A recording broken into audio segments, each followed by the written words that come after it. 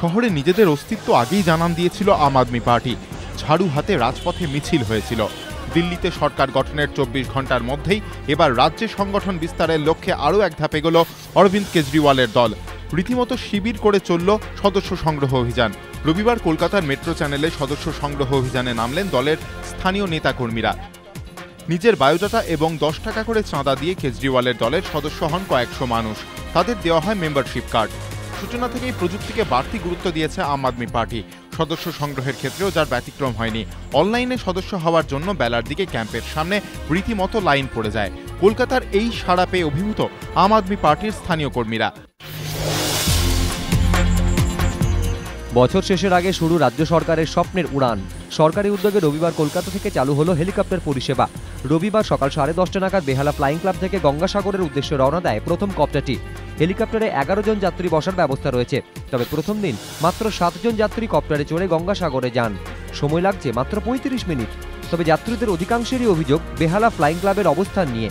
প্রথমত, বেহালা flying club শহরের এক প্রান্তে। দ্বিতীয়ত, রাস্তায় কোনো দিক নির্দেশ নেই।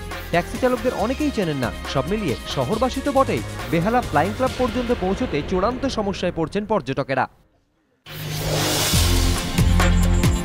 শীতের দ্বিতীয় ইনিংসের বিদায় বেলায় কুয়াশার দাপট, আর তার জেরে রবিবার সকালে কলকাতা বিমানবন্দরে প্রায় 3 ঘন্টা বন্ধ উড়ান পরিষেবা। বিমানবন্দর কর্তৃপক্ষের তরফে জানানো হয়, ঘন কুয়াশার জেরে দৃশ্যমানতা 50 মিটারেরও কম হওয়ায় এদিন ভোর 5:30 থেকে রানওয়েতে সমস্ত বিমান ওঠানামা বন্ধ করে দেওয়া হয়। প্রায় 3 ঘন্টা পর সকাল 8:20-তে দৃশ্যমানতা বাড়ার পর ফের চালু হয় উড়ান পরিষেবা। নির্ধারিত সময়ের থেকে অনেকটাই দেরিতে ছাড়ে কলকাতা থেকে মুম্বাই, দিল্লি, বেঙ্গালুরু, গুয়াহাটি, চেন্নাইগামী বিমানগুলি। আটকে পড়েন বহু যাত্রী। বেলা বাড়ার সঙ্গে সঙ্গে স্বাভাবিক হয় পরিস্থিতি।